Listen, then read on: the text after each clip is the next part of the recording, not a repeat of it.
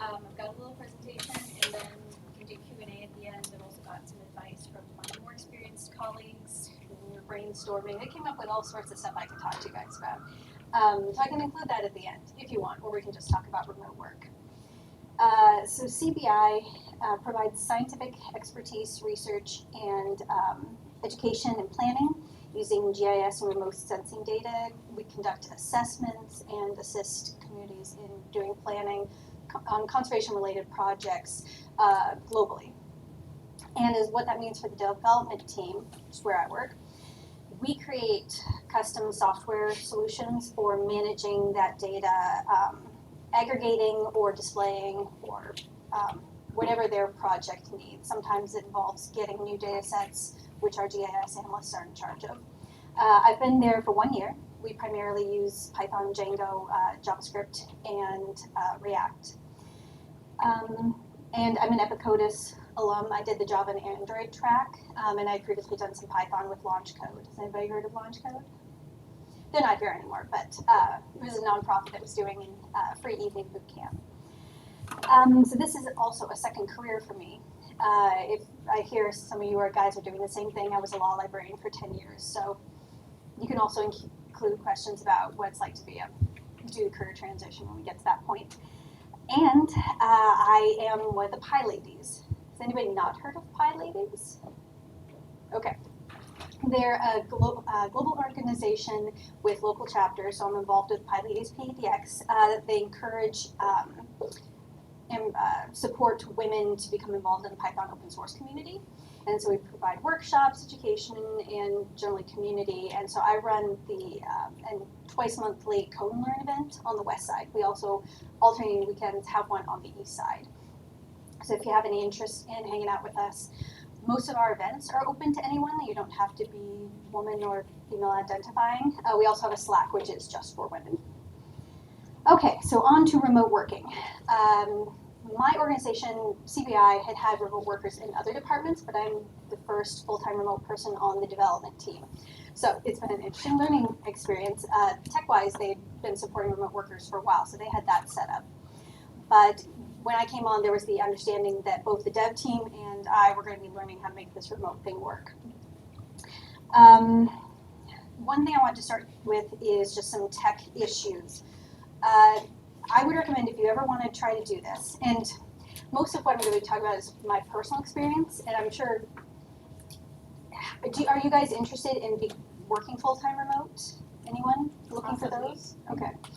So for those people who are not, I'm hoping that what I can impart will also help you support any remote workers that are on your team and understand what challenges they're dealing with. So one issue I run into is making the tech with remote meetings work. So I'd recommend if you do this, just at the outset, establish with your supervisor that you want to really focus on making your tech work smoothly. You're going to devote some time to working out the kinks so that even if they say they've got remote meetings covered, because your situation might be different, your internet connection, your headphones, because it is no fun to be in a meeting and miss like 30% of what's being said. You get the best sound if everyone is on their own machines, actually, rather than having everyone who's in the office in a conference room and then one person remoting in. Now this might create some weird echoes if everybody's in the same room on their headphones, but I talk to people on Slack about, ask for best practices. And the places that really support remote workers have established that meetings are going to be remote, everybody's on their own headsets, so everyone's aware of the sound quality. For those of you who might be in the conference room when there's somebody on a remotely attending a meeting, just keep in mind that you've got to be near the microphone, you have to speak directly towards it.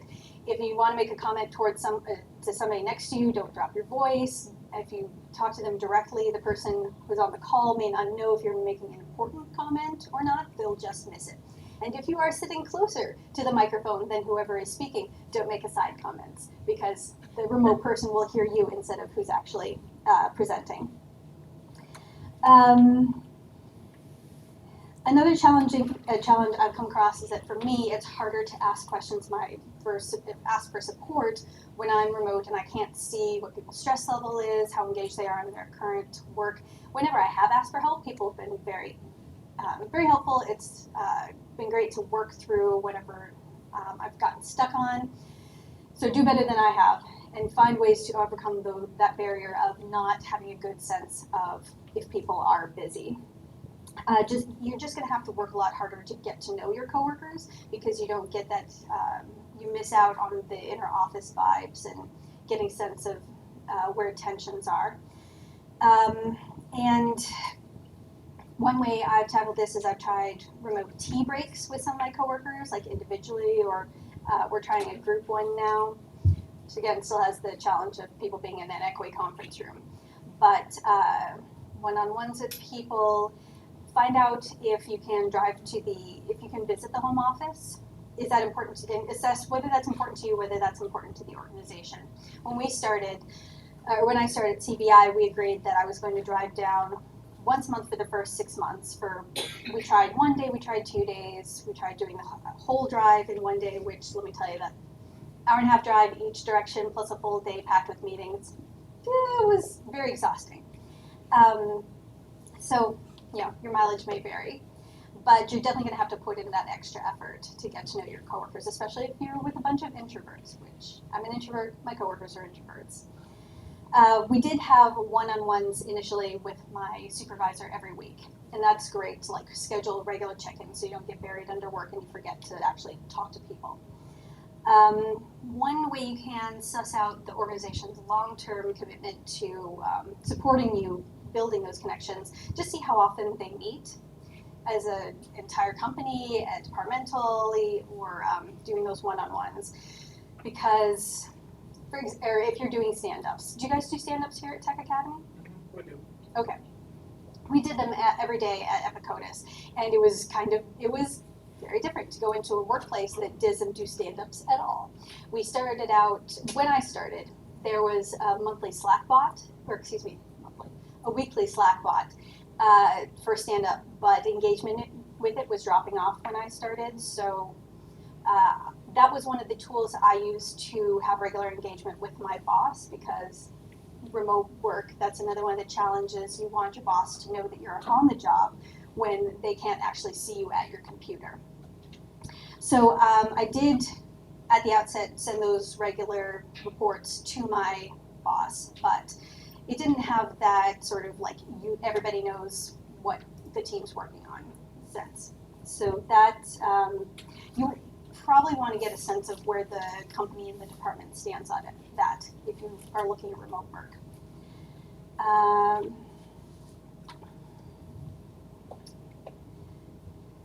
If you are going to work from home instead of using something like WeWork, just recognize at the outset that if you haven't already been at home for a while, there's going to be extra challenges that you haven't encountered. Like, I discovered just how often the maintenance comes to my property and takes care of the landscaping, which was way more often and way louder than I expected. How often street maintenance happens, how often there are trucks going by. If the school bus parks right in front of your window where you put your desk, and then the bus driver plays loud music while waiting to pick people up. There's going to be a lot of distractions that you have to figure out how to work around. So it's important to figure out how to carve out space or time or both for your work. Now, some people, they set aside one room, if they have that flexibility, to be their office, and then when they're in the room, they're on the job and they can close the door and come back home. I don't have that flexibility, so what I'm currently trying is just setting aside time. When I'm doing office hours, I'm at the office, and I try to, when I take breaks as if I was at the office. So get a snack, take a tea break, go out for a walk. When I started out, I discovered that doing small chores around the house would help me break out of whatever problem I was stuck on, but that made for some very long days because if I got too involved in a chore or took too many of those breaks, I could be working until 8, 9 at night just trying to get my hours in for the day. So your mileage may vary, but be careful about that. I would recommend, if you do want to try that, just start out with a list of chores that you know will only take a couple of minutes so you don't get involved. But you do want to find ways to divide work and home. So benefits, obviously, the commute is great. The flexibility, the dress code. It's easier when I'm visiting family because I can drive up earlier at off times and then I can just work from my laptop in the guest room. And for me, as an introvert, the first week I found I had way more energy at the end of the day to go out and do meetups or just like go out and hang out with friends than I did when I had been working in a stressful office place and have to be on all the time. Working as a librarian is more like customer service and retail, however, so now I'm recognizing that it'll be different depending on the stresses of your job. In my office, everybody's really quiet and really introverted, and I probably wouldn't have that same stress level, but it was really nice to be like, have that energy and be able to like take a shower right before I went out to a meetup, as opposed to like running straight from work. Also being able to work what I call remote, where I go to a coffee shop or the public library because change of venue can help you reset, get past whatever you're stuck on. So I also do that. And it's certainly easier to do that than if somebody saw you leaving the office whenever you needed to do that. As far as benefits like when you're negotiating for the job, a couple things to keep in mind is you're paying for, are they going to pay for the equipment for like your desk, if you want a standing desk, your setup, probably, I mean, they pay for your laptop, your monitor, big monitor is wonderful, and I have all sorts of ergonomic stuff. So they were very supportive of getting me chair mats, anything I needed for the office setup, where they're going to reimburse you for office supplies if you need to print out anything, which is probably going to be unlikely. But also, you're going to be paying for your power, your internet, and your phone for your work. So one thing you can consider when you're negotiating is whether they will chip in for that. And I negotiated for parts of that, and I got that recommendation from somebody else who was a remote worker. So that's definitely something to keep in mind.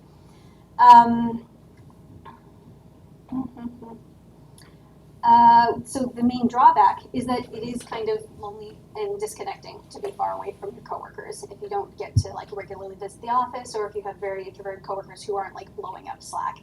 Some workplaces are super active on Slack, mine's not. We have also a very small team. So that is one thing to keep in mind. Like, I never thought I would miss working in an office, but I do actually miss my coworkers. I like them a lot.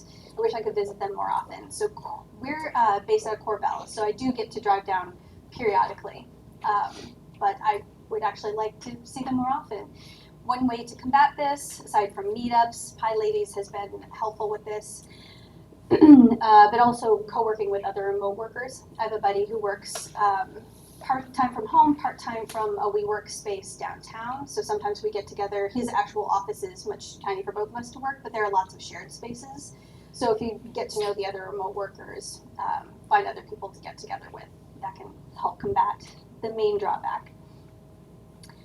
And that is well, I talked too fast, sorry. That's my presentation that I expected to take much longer, and I think I got through everything. So I guess we can move on to the Q&A portion. Anyone have questions? Yes? Since you're doing remote, that requires some self-determination, self-discipline. Mm-hmm. And I just want to ask this question. Have you ever traveled, like, gone to the country or something, and continued to work? I do not travel that much, so I have not. I've done some local traveling where it's just, like I was saying, visiting family, doing an extra day up there, but I haven't tried the international. I knew somebody when I was a librarian who was a software developer who didn't actually have an apartment. He just couch surfed, traveled all over the US. So if you do have discipline, it can be done. And one more question. Is there such thing as like a part-time remote? Like you can kind of like choose between the office or not, or is remote already like that? I think it would depend on your company, because some will offer like the ability to work from home for a day or two as a benefit. I mean, they recognize, it seems from what I've heard from other people who work in tech, that tech companies recognize that sometimes it's just useful to have a day at home to work quietly. And we've got our laptops, so it's going to be depends on the job, depends on the organization. Yes. So about your remotes, so do they have flexible hours during the day when you should? Yes. So my organization does allow for flexible hours, although I was told at the outset that there is the expectation that you're available to your coworkers. So they don't want you working entirely at night or entirely on the weekends. So we can definitely schedule doctor's appointments during the day, get what we need to get done, but you do need to be accessible. Okay. So that means that you have to attend those meetings also during the day. I mean, you need to attend any meetings you're scheduled on, but also just keep sufficient regular office hours that when people have questions, they can get in touch with you. Okay. Yes. How much video conferencing do you use? So we have a monthly all company meeting. So every time we have one of those, we do that. And it's people from all over because we've got a whole research team in San Diego that phones in. We've got people in, I think the gal in Utah left the company, but yeah, we do that. It's having one-on-ones with my supervisor, which was over Google Meet. I haven't talked a lot about like specific tech. If you guys want to talk about what software I use, can do that too, but I didn't think that was going to be super interesting. And then periodically we would have, if the project warranted it, we would have team meetings once a week just to check in, since we weren't having like a stand-up. Did that answer your question? Yeah. Yes. Sorry if you went over this kind of late, but when you were first searching for a job, for remotely that is, did you find yourself competing against like the global workforce, or was it? I was not looking for remote. Oh. Actually, I assumed I'd be working in Portland downtown or relocating somewhere. When I first got the job description for this job, it was requesting for you to move to Corvallis. By the time I got to the phone interview, they'd realized that it's difficult to convince somebody to move to Corvallis, so they were considering remote, which was exciting for me because I have moved often enough in my life that I didn't want to pick up and start over and lose my friends. So anyone who hasn't asked a question yet before I get to repeats, yes. So I like the suggestion about having like tea time meetings with people. Mm-hmm. Do you have any suggestions for, I guess, like openers or conversation starters with people that you maybe are meeting remotely that you may never meet in person, just to sort of get a nice, comfortable and like efficient or good. I haven't really had to do that because I met everybody in person in the office. I guess just the same sort of small talk stuff you would do at a party, which I'm terrible at, just like getting to know people's like interests and their activities outside of work if they're willing to share. Yeah, you can't be like cool backpack or anything like that. Not really. And the whole tea time thing, there was already an existing tea time. Several of us in the office are like hardcore tea lovers. So that's part of where this grew out of. And the other woman on the team at the time was already hosting a tea on Thursdays, but downstairs in like the main atrium. And they tried to loop me in on that, like by bringing one of the laptops down, but the echoing was just terrible. And that kind of fell out of use. But as I got to know individual coworkers better through working with them on projects, asking them lots of questions, and just spending more face time with them in the office, I felt more comfortable approaching them individually for, hey, do you want to just like hang out on Google Meets for 15 minutes just to check in? And we end up, the idea is for a 15-minute break. We always end up talking about work for like a half hour to 45 minutes anyway, because we don't have stand-up, so we don't know what each other's working on. So I guess if you can go to the home office, then that will help you make connections. Otherwise, I'm not the best at it. Sorry. Okay. Now, anyway.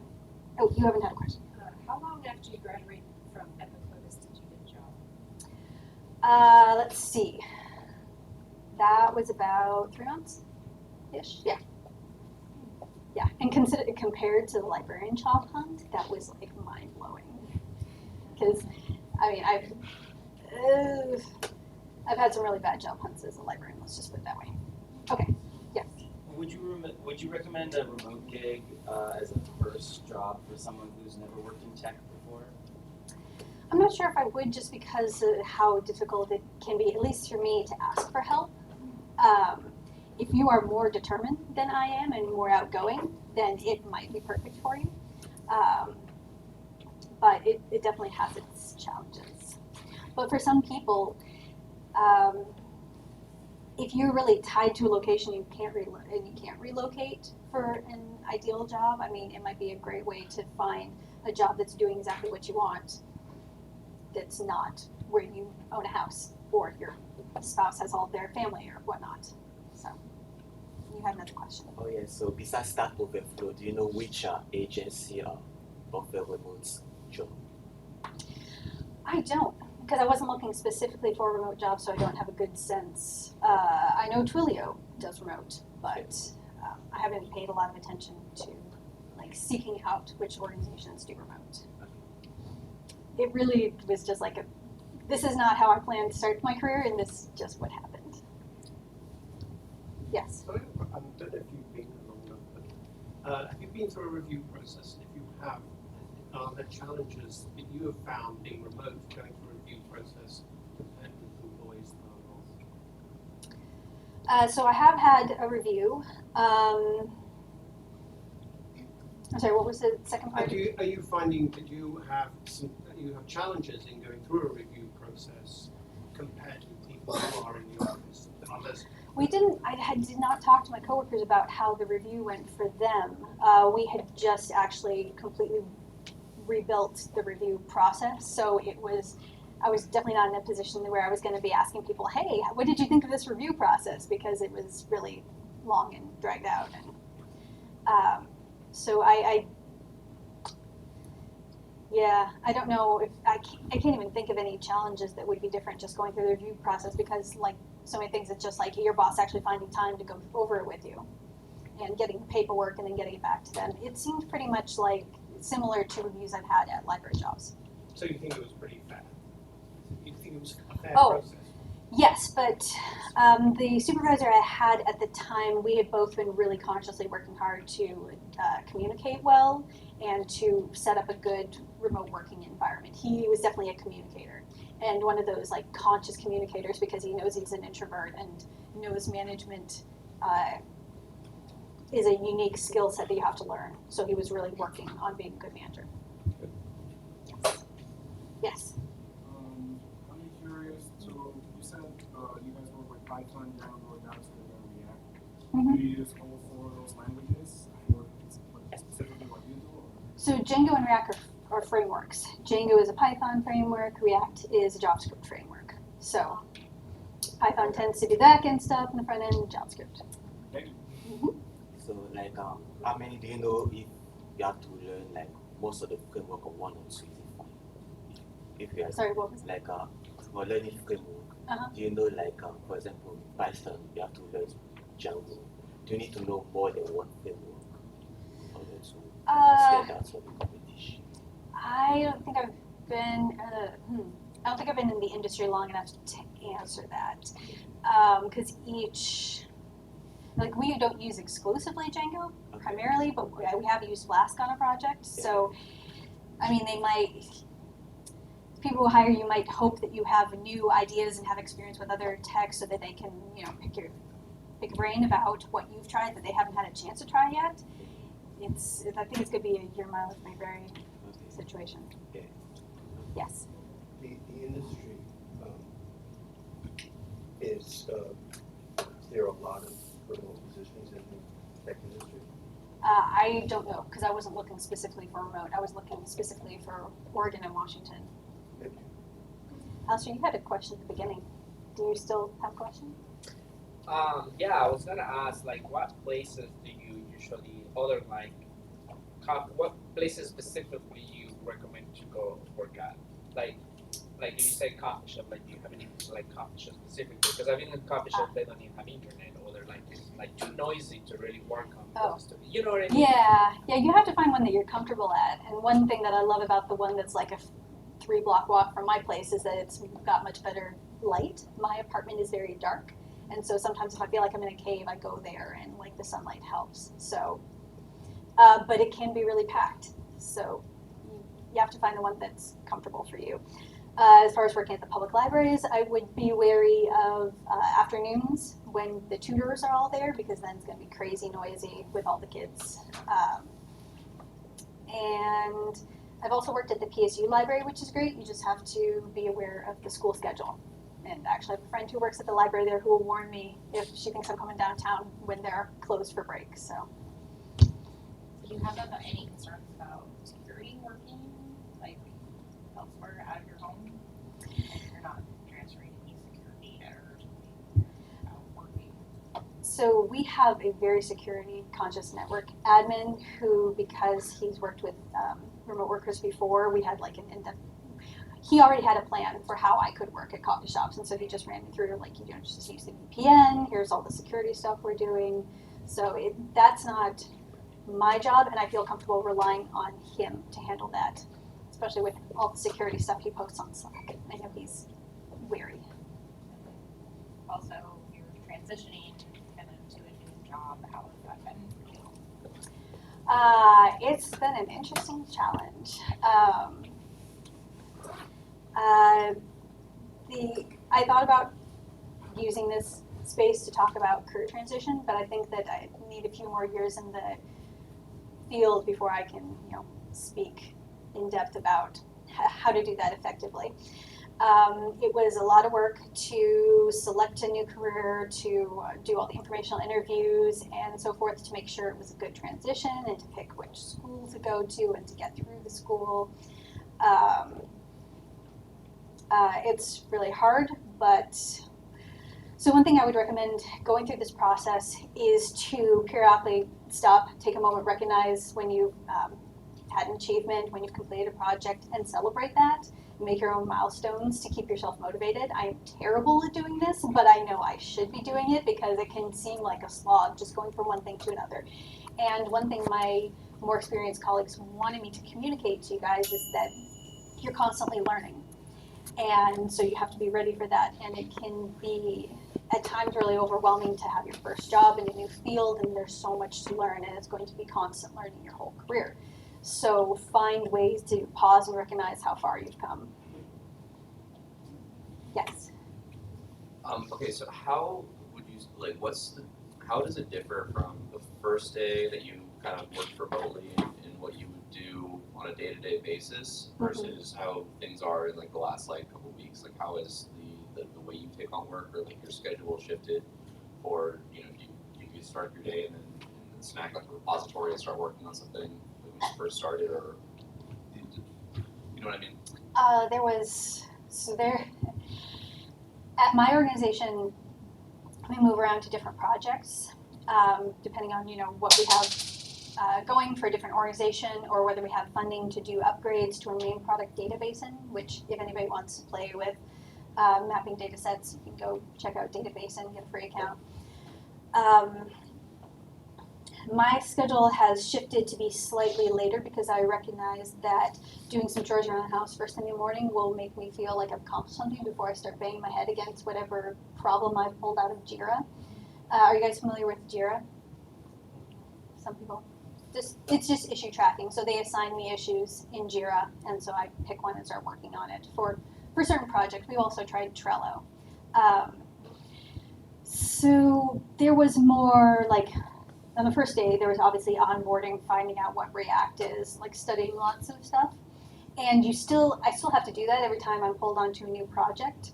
Luckily right now I've just been pulled back onto back onto databases. So I've already done the onboarding for that. I can just start hammering out solutions to some of the issues.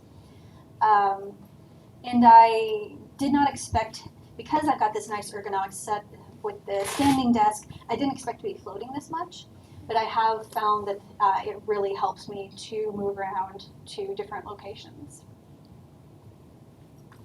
I can get yourself like reset. Pardon me? So you can kind of get like yourself reset. Oh yeah. And just like going outside.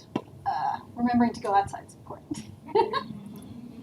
My friend who works at WeWork, we were talking about schedules, and I started getting worried. I'm like, you need to go outside much more, because when he's working at home, he just stays at home, inside all day, and doesn't go outside. And especially with the gorgeous weather, it's good to remember that your body does need some sunlight and exercise.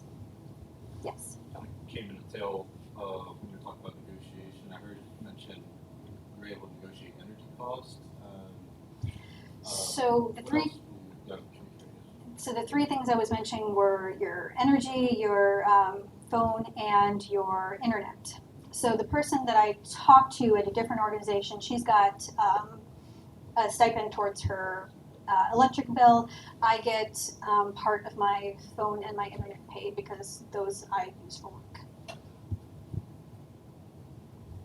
When you do travel to work, do you get a travel stipend?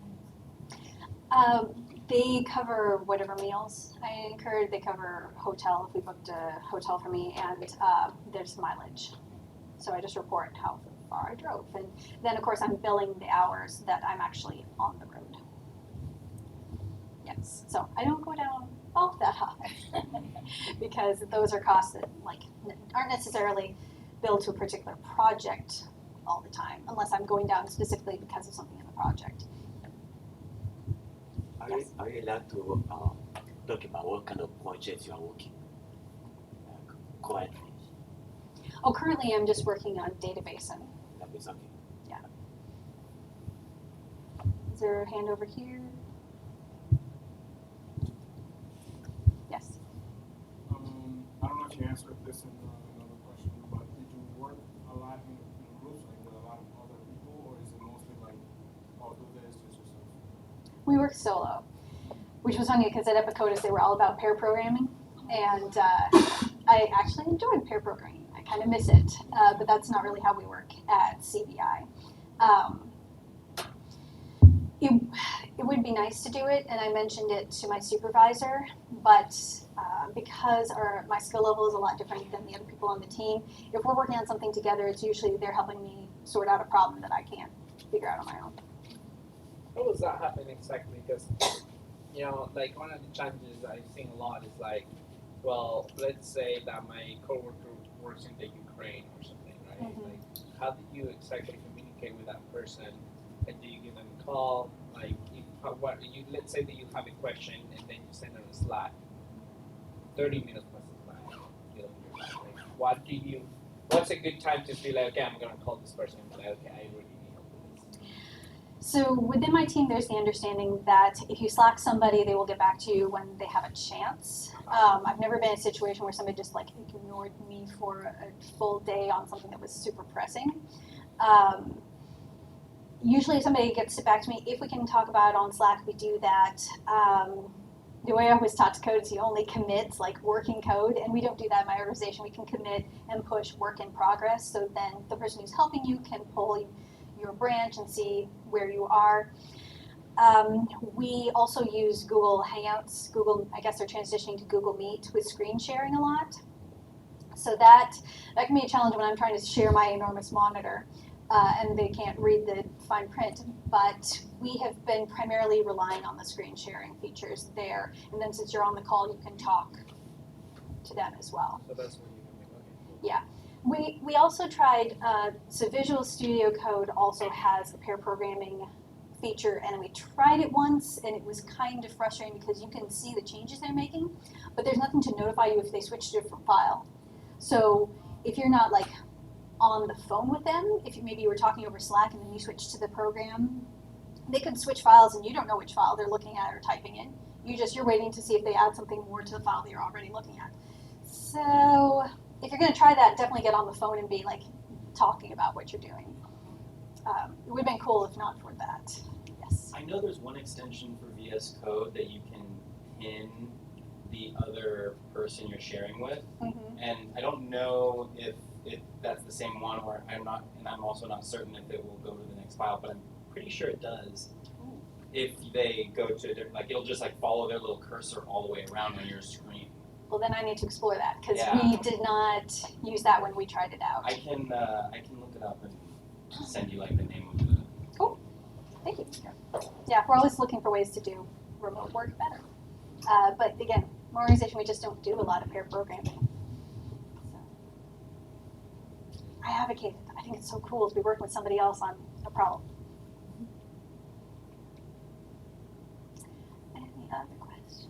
One question. So if you used to work on C# and .NET, and you have a job that you have to transition to Python, how much study do you have to go through in order to successfully transition from one language to the other?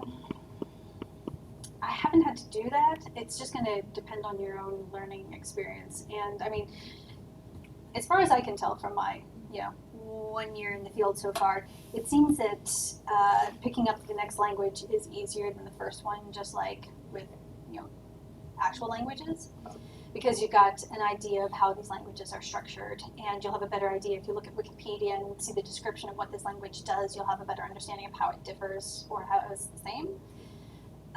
Python itself is really intuitive compared to some of the older languages. So if you did transition to Python specifically, that might go faster than maybe C#. Yeah.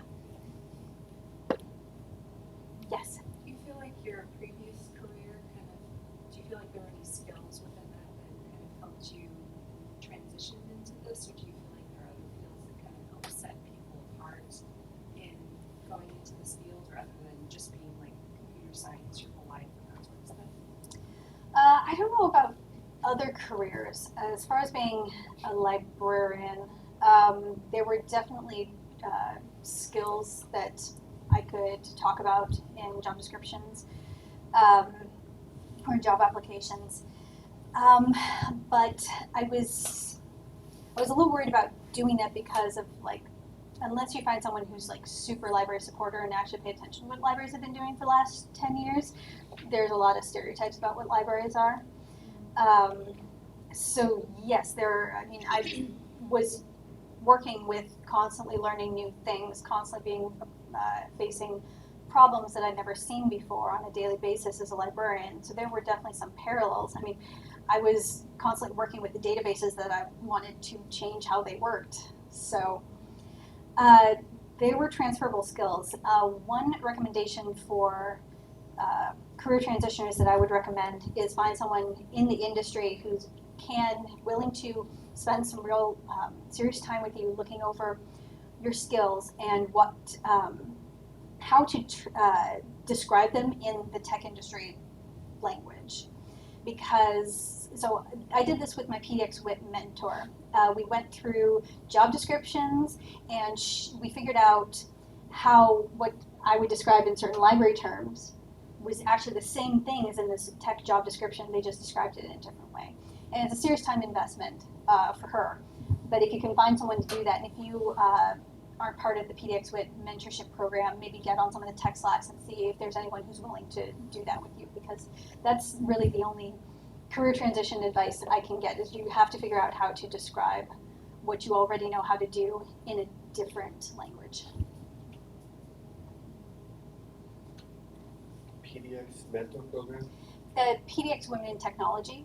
So I don't know if they actually do mentors for guys. I know that some of the mentors are men, but there are a lot. It seems like every tech meetup or tech organization has a Slack. So there are many places you can seek out. And I'm assuming you guys are already going to meetups to meet people. Yes. Don't try to do 3 in a week like I used to, but it can be very exhausting, but do try to go out and do that. Anything else? Sure. As far as meetups go, did you have a, I don't know, did you find that some meetups were really beneficial to you? There were some styles of meetups, I guess. Why, yes. I learned to avoid anything that was networking, because it tended to be full of people who were looking for jobs just like me. I tended to look for ones where there was something that we were learning, or my coding BFF Rachel, who runs the Westside Code Learn with me, she looks for ones where you're actually working on something, a project, building something together. So even if, so you end up feeling like you accomplished something, even if networking specifically didn't work out. And I tend to go for the workshop ones because at least I feel like I learned something about some new tool, even if I didn't, meet people currently. But I feel like those ones also are more attractive to people in the industry. That's awesome. Did you have another question? I was going to ask you if you were willing to talk about your workstation, remote workstation, and if you are willing, type of stuff you really enjoy about it. Which ones are your favorite? Oh, my ergonomic keyboard is my favorite. Which, I mean, it's the same keyboard that we had at Codis. It's the same one that I had at my last law librarian job. So I like the split keyboards. Really helpful for me. I have an ergonomic mouse. I have an enormous monitor. Some of my coworkers have 2 monitors side by side instead of one big one. But I have, I used to just put my laptop on a stackable law books next to it so that they were in line. And then we had last summer, and I just decided that maybe having my, the bottom of my laptop insulated by a bunch of books wasn't so good, so we got a laptop stand so that it could circulate. I really loved my standing desk, and I already had a desk chair, so I didn't need them to get me that. But I even got a pad to stand on and a mat so that my chair could roll more easily than on the carpet. I think that's everything I needed.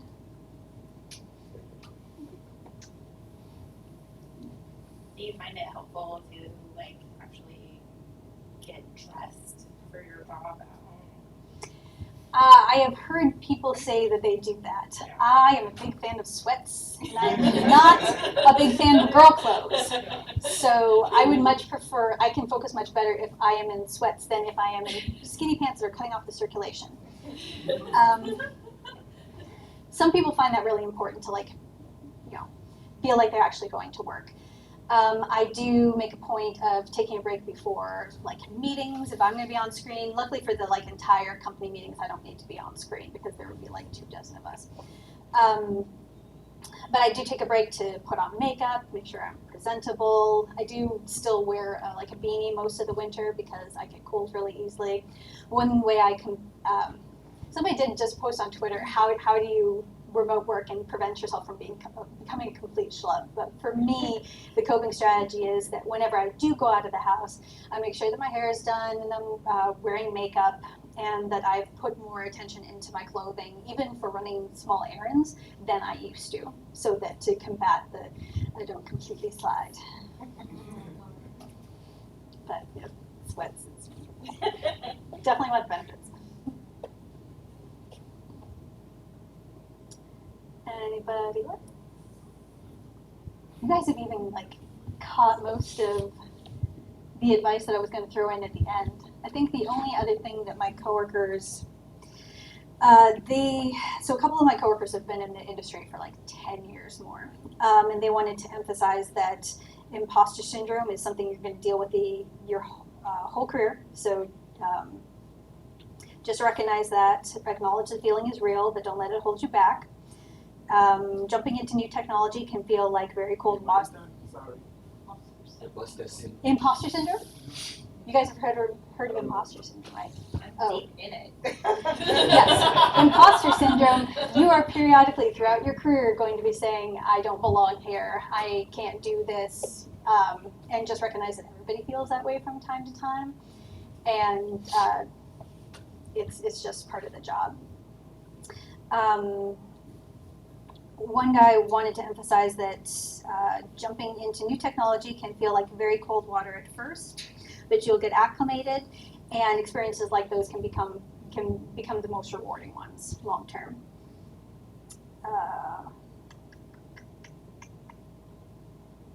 It may help them to embrace difficulties in a way that makes them better people all around. Any other questions? Do the remote people ask questions, or? Yeah, but there's no questions. Okay. All right. Well, thank you for listening and asking so many wonderful questions. Thank you.